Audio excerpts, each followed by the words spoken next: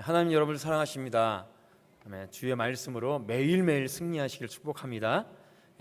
오늘 저희가 함께 에스겔서 36장의 말씀을 함께 읽었습니다.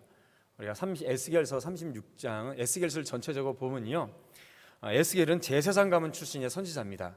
그런데 이제 에스겔이 있었을 때 이제 남쪽 유다가 다 망해가는 시점에 있었습니다. 그래서 주전 597년에 이제 여호야긴 왕과 함께 바벨론으로 포로로 같이 잡혀갑니다. 그리고 약 10년도 채 안 돼서 586년에 이제 이스라엘이 완전히 멸망을 하죠. 그래서 이제 에스겔은 포로로 잡혀간 포로의 신분으로 다른 나라에서 선지자의 사역을 하게 됩니다. 예레미야 선지자의 제자로도 이제 좀 이건 추정인데요, 알려져 있고요. 그래서 에스겔 선지자의 선지서의 전체적인 내용을 보면 이스라엘이 하나님 앞에 범죄해서 그 범죄의 심각성 때문에 하나님의 징벌로 이제 하나님께서 이스라엘을 멸망시키셨고, 그리고 그러나 하나님께서 이스라엘에게만 역사하시는 것이 아니라 모든 전 세계 모든 역사의 주관자가 하나님 되심을 에스겔서를 통해서 나타내십니다. 그리고 그 이후에 하나님께서 하나님의 영광과 그리고 하나님의 구원의 어떤 구속사적 사역을 위해서 이스라엘을 회복시키는 그런 말씀이 에스겔 전체의 내용이라 할 수가 있죠. 그래서 1장부터 24장은 예루살렘의 파멸에 대한 예언. 지금 이제 에스겔은 이제 잡혀간 상태거든요. 잡혀간 상태에서 이제 한 10년 있다가 이제 멸망을 하게 됩니다. 그래서 왜 하나님께서 이스라엘을 멸망시키셨는지, 그리고 이제 그뿐만 아니라 25장에서 32장은 이제 이스라엘 주변 국가를 하나님께서 어떻게 이끄시고 주관하시고 심판하시는지에 대해서 말씀하십니다. 그래서 33장부터 48장까지는 하나님께서 이스라엘의 미래에 이스라엘을 다시 그 국권을 회복시키시고 이스라엘 국가를 세우실 것에 대해서 말씀하십니다. 특별히 오늘 36장 우리가 마지막 절을 읽었습니다. 36절, 37절, 38절을 하나님께서 말씀하시고 에스겔서 37장에 가면 어떤 내용이냐면 마른 뼈의 환상이 나옵니다. 그래서 에스겔이 환상을 보죠. 큰 골짜기에 마른 뼈가 가득한 것을 볼 때에 하나님께서 그 마른 뼈에 생기를 불어넣으시고 근육과 살점을 넣어서 하나님께서 대군대를, 하나의 국가를 이루시는 그런 역사를 하나님께서 에스겔 선지자에게 보여주셔서 이스라엘이 다시 국권이 회복되고 나라가 설 것이다 라는 것을 계속해서 말씀해 주고 계시죠. 그래서 오늘 말씀에 보면 이렇게 말씀하십니다. 하나님께서 이스라엘이라는 나라를 다시 회복시켜 주실 건데 중요한 것은 하나님께서 그 모든 것을 하실 것이다, 내가 하겠다라고 말씀하시는데 주님께서 요구하시는 것이 있습니다. 바로 기도입니다. 주 여호와께서 이같이 말씀하셨느니라, 그래도 이스라엘 족속이 이같이 자기들에게 이루어 주기를 내게 구하여야 할지라. 하나님께서 분명히 다 이루어 주시긴 하십니다. 그러나 중요한 것은 기본적인 조건, 어떻게 보면 절대적인 충족되어야 될 조건이죠. 바로 하나님의 백성들이 하나님 앞에 기도해야 된다는 것을 말씀하십니다. 너희들이 기도해야 내가 하나님께 내가 약속한 것을 너희에게 허락하겠다라고 말씀을 하시죠. 이 말씀이 후에 이제 예루살렘이 이스라엘이 멸망한 후에 완전히 이제 다 포로로 잡혀가고 느헤미야에서도 비슷한 내용이 나옵니다. 느헤미야가 이제 바벨론으로 거의 이제 페르시아 국가로 이제 변모된 상황인데요. 한 나라의 거의 그 고위급 관료가 됩니다. 근데 그럴 때에 자신의 나라 고향인 이스라엘, 특히 예루살렘의 성전이 회파되고 나의 고향, 나의 조국이 황폐해졌다는 소식을 듣고 울면서 하나님 앞에 기도하죠. 그 내용이 이제 느헤미야 1장에 나오는데요. 1장 6절에 이렇게 말씀하십니다. 우리 함께 읽어볼까요? 시작. 이제 종이 주의 종들인 이스라엘 자손을 위하여 주야로 기도하오며 우리 이스라엘 자손이 주께 범죄한 죄들을 자복하오니 주는 귀를 기울이시며 눈을 여시사 종의 기도를 들으시옵소서. 아멘. 느헤미야가 이렇게 기도해요. 물론 그 이후에도 많은 선지자들이 하나님 앞에 많이 기도를 합니다. 물론 잠시 이제 마카비 운동이 일어나고 잠시 헤롯 왕을 통해서 그 헤롯 대왕의 어떤 그런 왕권이 서는 것 같지만은 물론 그때도 로마의 속국으로 이스라엘은 계속해서 자리 잡고 있죠.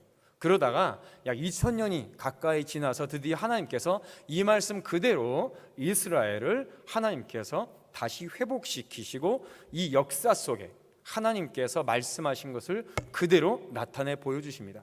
바로 1948년 5월 14일에 이스라엘의 건국이 선포가 되죠. 이것은 벌써 2500년 전에 이사야 선지자가 이렇게 말씀하신 걸 그대로 이루신 것입니다. 이스라엘 집 자손을 북쪽 땅 그 모든 쫓겨났던 나라에서 인도하여 내신 여호와의 사심으로 맹세할 것이며 그들이 자기 땅에 살리라. 하나님께서 이스라엘을 멸망시킨 이후에 하나님의 약속대로 분명히 그 땅에 다시 와서 살게 할 것이다 라고 하나님께서 약속을 해주셨습니다.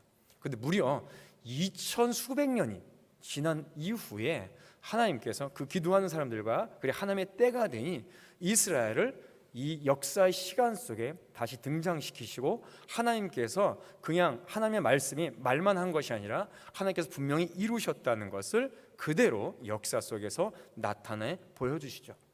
우리나라도 마찬가지입니다. 하나님의 택한 백성, 한반도 땅에 하나님께서 많은 백성들, 많은 믿음의 사람들을 보내주시고 무엇보다도 각자 이 땅에 굉장히 힘든 심각한 위험이 올 때마다 하나님께서는 기도의 사람들을 통하여서 이 민족의, 이 나라의 위험을 그 기도로 극복하게 해주셨습니다. 오늘 말씀, 저는 에스겔서 36장에 이같이 자기들에게 이루어주기를 내게 구하여야 하리라. 주야로 기도하오니 우리 이스라엘 자손이 주께 범죄한 자들을 자복하오니 주는 귀를 기울이사 눈을 여시사 종의 기도를 들으시옵소서. 이 기도를 했던 믿음의 사람들을 함께 우리가 나누고 함께 본받고 우리 교회와 이 나라 민족을 위해서 함께 기도하려고 합니다. 이 나라에 많은 위기가 있었습니다. 특히 크게 많은 위기가 있지만 크게 세 가지의 위기가 있었다고 저는 생각이 드는데요. 하나는 분명히 일제시대죠. 일제시대 때 이 나라는 굉장히 많은 핍박을 받았습니다. 특별히 다른 것보다는 다른 데서는 많은 핍박을 별로 받은 게 없고요. 제가 공부할 때는 특히 교회가 정말로 많은 핍박을 받았습니다. 제가 지난주에 말씀드렸듯이 천황제 유일신 사상, 이 전체주의로 전 세계를 정복하려고 했던 이 일제가 특별히 교회를 향해서 굉장히 많은 핍박을 가했습니다. 일제시대 초기 때 백오인 사건이라고, 이것도 일제가 교회를 핍박하고 교회를 해체시키기 위해서 꾸민 겁니다. 꾸민 거예요. 초대 총독을 기독교인들이 암살하려고 했다라고 덮어씌워가지고 많은 교인들을, 특히 목사님들, 장로님들을 잡아다가 재판하고 고문을 해서 몇몇 목사님이나 장로님들은 그 고문 때문에 돌아가시기도 하고 정신병에 걸리시기도 하고 하셨어요. 그뿐만 아니라 신사참배를 굉장히 많이 강요를 했죠. 목사님들의 설교를 감수하기 시작했습니다. 지난번에도 말씀드렸지 구약을 설교하지 못하게 했고요. 사복음서만 설교하게 했고요. 또 목사님들이 강단에 나와서 시국 발언, 일제의 신사참배가 잘못됐고 일제의 포갑이 잘못됐다라고 하는 목사님들, 장로님들을 잡아 가두기 시작했습니다. 그래서 많은 분들이, 그럼에도 불구하고 교회가 굴복한 부분도 있지만 많은 분들이 신사참배를 반대하며 한 나라가 한 나라를 압제하며 이게 종교의 자유를 억압하는 것은 잘못됐다라고 굉장히 많은 목사님들과 장로님들, 또 집사님들, 전사님들이 앞에 나와서 자신의 목숨이 아깝지 않도록 외치셨어요. 대표적인 목사님들만 이렇게 제가 하는 겁니다. 손양원 목사님, 최기옥 목사님, 손양원 목사님도 계시고 주기철 목사님, 또 최봉성 목사님 많이 계시죠. 특별히 저는 굉장히 이 공부를 하면서 감동을 저에게 준 장로님이 계십니다. 이게 박관준 장로님이신데요. 이 장로님은요, 본인이 평북노회에 속해 있었어요.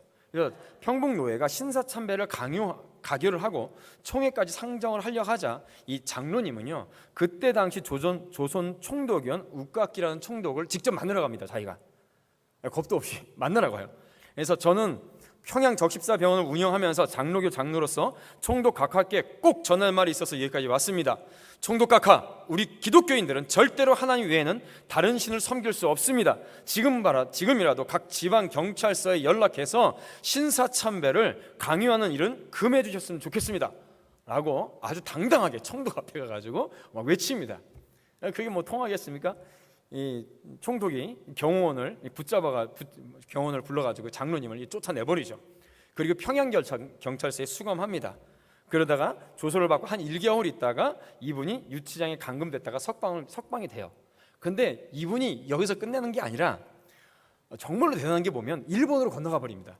일본으로 가서 뭘 하시냐면 여기에서 보성여학교의 교사직을 맡다가 신사참배를 반대하신 안희숙 사모님이라는 분이 계셔요. 그분과 같이 일본을 가요. 일본을 가서 일본 신학교에 재학 중인 박영창이라는 전사님이 계십니다.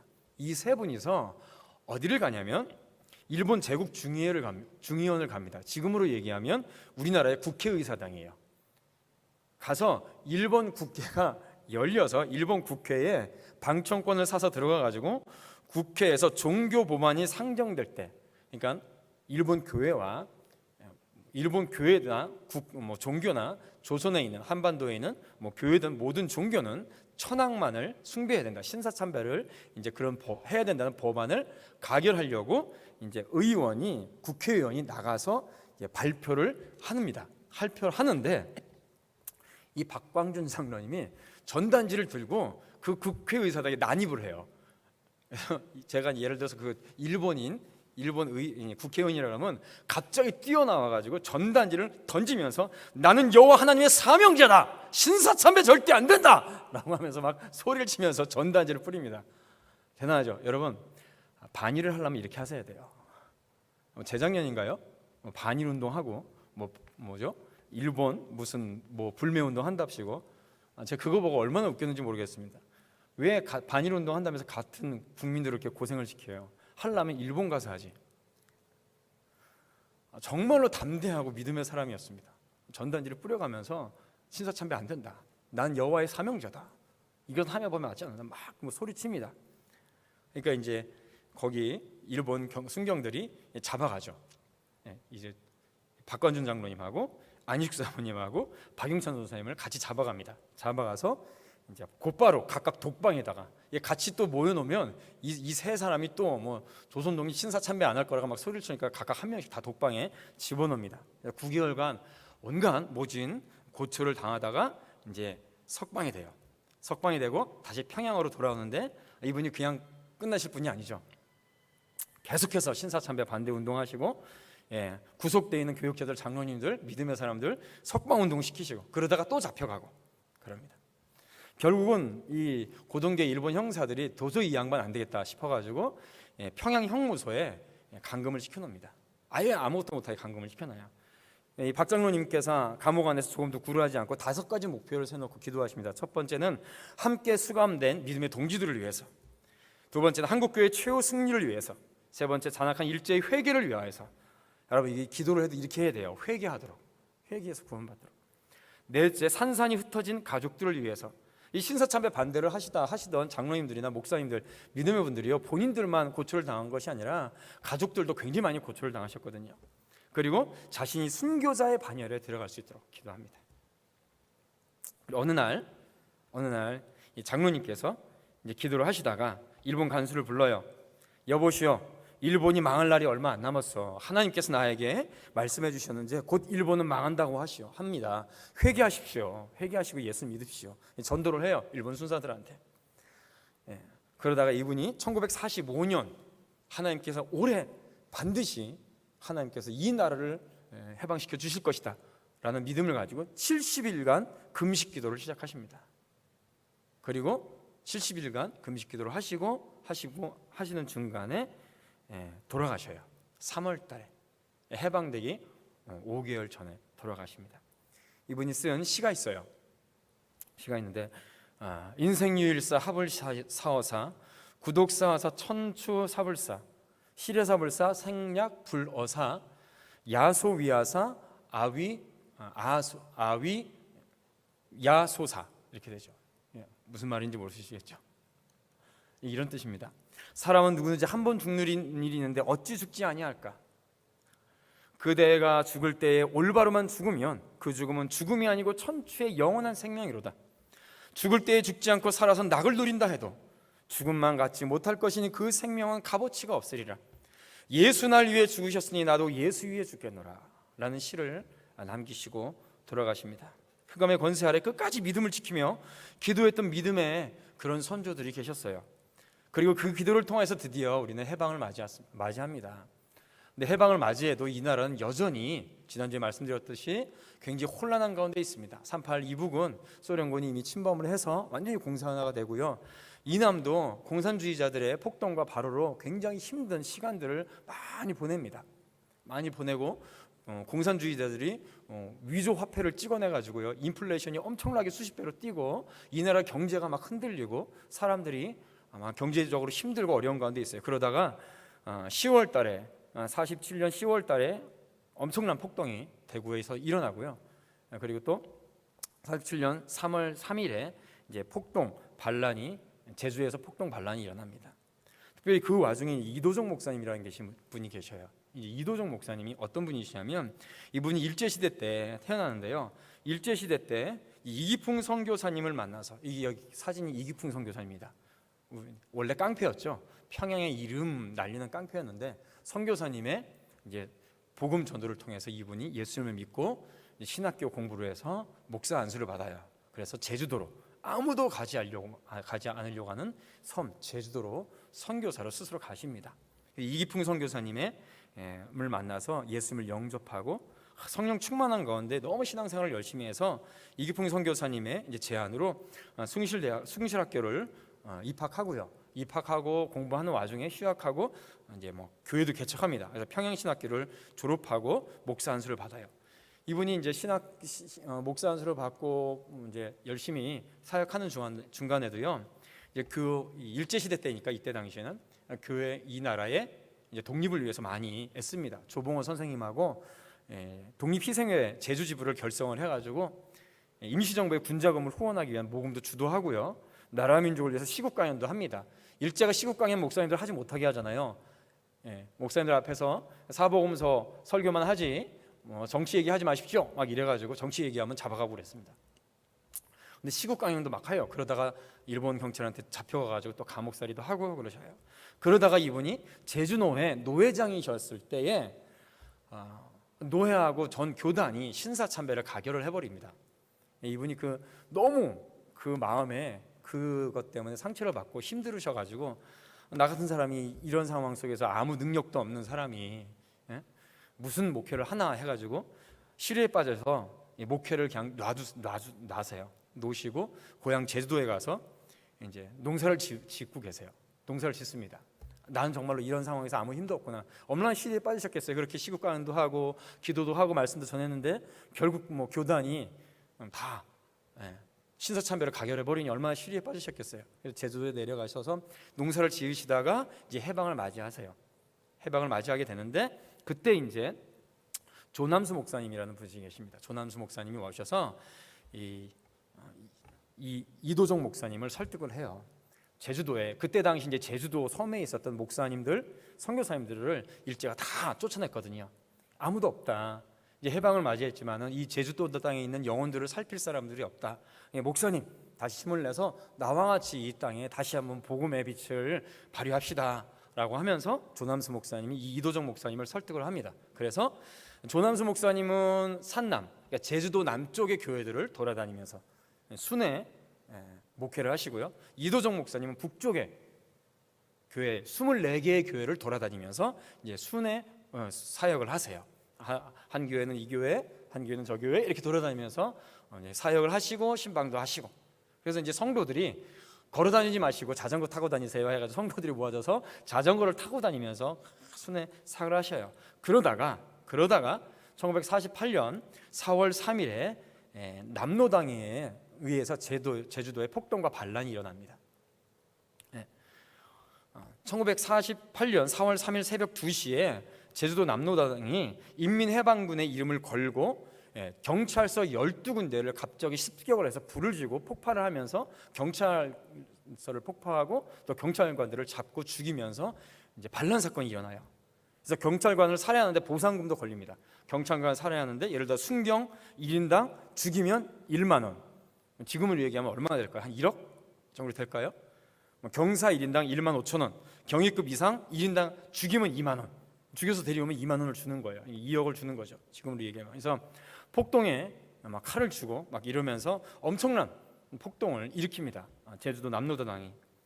그러면서 이제 그때 5월 10일 날 사실은 우리가 대한민국 건국을 위해서 선거를 하기로 했는데 이 제주도에 있는 선거관리위원회를 습격해서 투표소를 불태우고 선거관리위원들을 15명을 죽이고요, 5명을 중상을 입힙니다. 무식하게, 너무 끔찍하게 죽입니다. 굉장히 심각하게 끔찍하게 죽이는데 어느 정도 죽이냐면 꼬챙이로 사람을 찔러서 죽이기까지 해요. 막 무섭게 죽입니다. 그렇게 이제 4월달, 3월달 그러면서 이 제주도가 막 쑥대밭이 돼가고 있는 상황 속에 이도정 목사님은 그래도 성도들을 찾아봐야 된다라고 하면서 이 이도정 목사님이 다시 또 나가세요. 이게 아내분하고 가족들하고 그 교회에 있는 성도들을 말리죠. 그때 이제 지금은 이제 대정교회라고 있는데요. 대정교회 성도들이 목사님 지금 상황이 안 좋습니다. 너무 무섭습니다.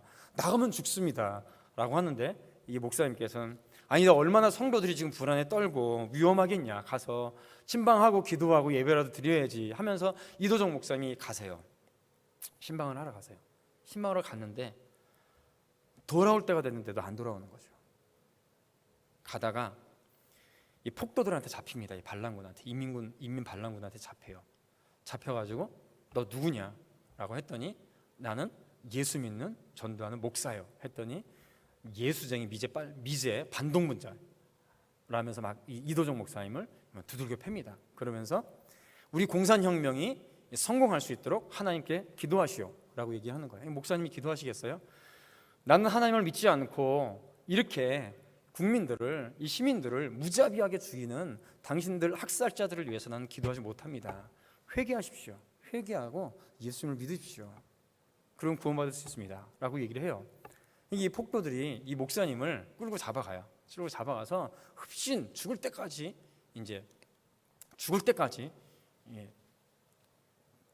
패고 어떻게 하냐면 이 구덩이에 이 목사님을 생매장을 시킵니다. 죽지 않은 상황을 생매장을 시켜요. 그런데 목사님께서는 확 두들겨 패고 자신을 죽이는 그 폭도들한테 성경책을 하나 주고요, 본인이 가지고 있던 회중시계를 그 인민해방군한테 줍니다.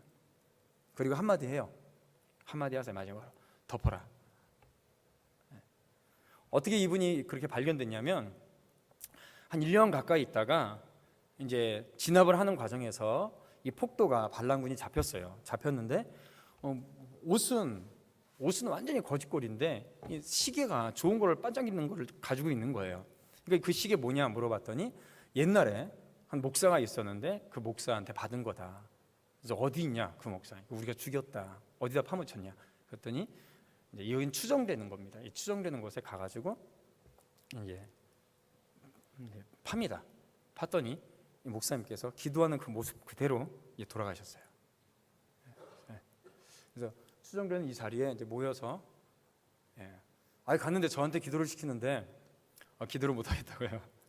뭐라고 기도해야 돼요? 눈물이 나서 기도를 못 하겠어요. 이 자리에 그 목사님께서 파묻혔다는 생각을 하니까 기도를 못 하겠는 거예요. 그래서 나중에 이 성도들이 그 유해를 끄집어내서 이제 이도정 목사님 추모비고요. 길거리에 있습니다. 길거리. 이제 교회 대정교회, 지금 이름이 바뀐 대정교회 이제 추모비를 놔두고요. 성도들이 이제 그 유해를 모아서 이제 이 밑에다가 파묻고 그 위에다가 기념비를 이렇게 올려놓은 상황입니다. 어떤 상황에서도 저는 이럴 수 있을지 모르겠어요. 이렇게 믿음을 지킬 수 있을지 솔직히 자신이 없더라고요. 그래서 무슨 기도를 했는지 모르게 그냥 하여튼간 뭐라고 기도했는데 제가 뭐라고 기도했는지도 모르고 그냥 울다가 그냥 끝났습니다. 이렇게 어떤 상황 속에서도 믿음을 지킨 그런 분들을 통해서 이 나라가 해방도 맞이하고 나라가 건국이 됐어요. 그렇게 나라가 운영이 돼야 되는데 또 급작스럽게 큰 위기가 닥쳐오죠. 건국을 했지만은 바로 2년 후에 6.25 남침 전쟁이 일어납니다. 무려 한 달 만에 이 세 사람이, 그리고 또 여기 한 명 더 플러스하면 이제 스탈린, 마오쩌둥, 김일성이 세 명이서 6.25 남침 전쟁을 기획하고 모의해서 시작하죠. 여기 한 명 더 있는데 이제 박헌영이라는 사람이 완전히 뒤에서 막 공작도 벌여가지고 6.25 남침 전쟁을 시작합니다. 한 달 만에 무려 겨우 한 달 만에 경상도 일부 지역을 남기고 전 국토가 공사 하나가 돼요. 우리 잘 아시겠지만 6.25 우리 연세 많으신 우리 분들 중에서는 6.25를 직접 경험하신 분들도 계시죠. 제가 이거 공부한 다음에 많으신 분들한테 가끔 이게 여쭤보러 다니기도 합니다. 한 달 만에 전 국토가 공사 하나가 돼요. 이제 조금 있으면 이제 이 나라가 끝장나는 상황이죠. 끝장나는 상황에 요거만 남습니다. 요거만 끝나는 상황에 믿음의 사람들이 다시 일어납니다. 일어나서 기도합니다. 초량교회에서 약 200여 명의 목사님들이 목사 장로님들이 모여서 구국기도회를 해요. 구국기도를 합니다. 그리고 이 초량교회뿐만 아니라 부산에 있는 부산교회에서도 구국기도를 하고요. 남아있는 그 지역에 많은 믿음의 사람들이 이 나라를 살려주십시오 기도를 합니다. 초량교회에서 기도회는 부흥회는 한 일주일 정도를 기획했는데 일주일 가지고 안 된다. 우리 금식하면서 2주 하자. 그래서 2주 동안 열심히 기도합니다. 기도하고 특별히 한상동 목사님이라고 이 초량교회 담임 목사님이셨는데요. 그분이 이렇게 설교를 하세요. 복음을 듣고 믿음을 얻어 우상을 철폐하고 하나님을 공경하며 성전에서 예배하던 우리 성도들이 일본의 강제적인 명령이었기는 하지만 우상 앞에 머리 숙인 것은 하나님 앞에 용서받기 어려운 큰 죄악이었습니다. 해방 후 신앙의 자유가 회복된 때에도 이 큰 범죄에 대한 반성과 통회의 태도가 희미했기 때문에 사분 오열 분파되어 교회의 혼란이 심하여지니 이에 대하여 하나님의 진노가 어찌 없을 수 있겠습니까? 라고 설교를 해요. 그 상에 통회 자복합니다. 그래서 신사참배의 죄에 대해서 회개하고 해방 후에 한국교회가 대립하고 분열하고 서로 잘났네 저러네 이 나라를 위해서 함께 기도하고 또 건국을 위해서 이게 국민들을 위해서 함께 일할 생각을 안 하고 또 교회 목사님들이 서로 막 분열하고 찢어지고 싸웠거든요. 그래서 신사참배의 죄를 회개하고 해방 후에 한국교회 대립과 분열이 이 땅에 하나님께서 내리시는 직접적인 징벌이다 라고 하면서 회개합니다. 회개를 하게 돼요. 박윤선 목사님께서 이때 이런 고백을 해요. 나중에는 9.28 서울 수복이 있기 전에 초량교회당에서 열렸던 피난교육자 부흥회를 나는 잊을 수 없습니다. 사흘째 되던 날 새벽으로 기억되는데 그 시간에 참석한 교육자들이 거의 대부분이 크게 통회하며 자복하는 회개로 시작하였습니다. 우리 하나님께 감사와 찬송을 드리는 것은 이처럼 교육자들의 통회와 자복의 회개가 있은 후에 유엔군이 승리하고 공산군은 38선 이북으로 물러가게 된 사실입니다. 회개의 사건에 뒤이어서 승전한 것은 참으로 우연한 일이 아니라 하나님께서 그의 능력으로 도와주신 결과입니다. 초량교회와 부산교회 각 교회에 구국 기도회가 있은 후에 특별히 초량교회의 2주간의 통회 자복하는 기도회가 있은 후 바로 3일 후에 인천 상륙작전이 성공하게 돼요. 그리고 하나님께서 이 나라 국토를 다시 회복시켜 주시는 그 은혜를 우리가 경험하게 되는 것이죠. 회개와 기도는 승리의 요건입니다. 그래서 우리나라는 사랑하는 성도 여러분, 우리나라는 건국할 때에 기도로 시작한 나라입니다. 기도로 시작한 나라예요. 1948년 8월 15일 날 우리가 정부가 수립되고 대한민국이 건국되는데 그 전에 5월 10일 날 모든 국민들이 5천년 역사에서 처음으로 남녀노소 할 것 없이 모두가 평등하게 이제 선거를 해서 5월 31일 첫 번째 우리나라 헌법을 제정하는 국회가 열리게 돼요. 이때 의장이 이승만 박사였고 이승만 박사가 의장단에 등단해서 전 국회의원들에게 그날 처음 뽑힌 국회의원들에게 먼저 하나님께 기도하자고 제의하고 기도하면서 시작합니다. 이승만 임시의장이 이렇게 얘기해요. 대한민국 독립민주국 제1차 회의를 여기서 열게 된 것은 우리가 하나님께 감사해야 할 것입니다. 종교사상 무엇을 가지고 있든지, 그러니까 무슨 종교를 가지고 있든지 누구나 오늘을 당해가지고 사람의 힘만으로만 된 것이라고 우리가 자랑할 수 없을 것입니다.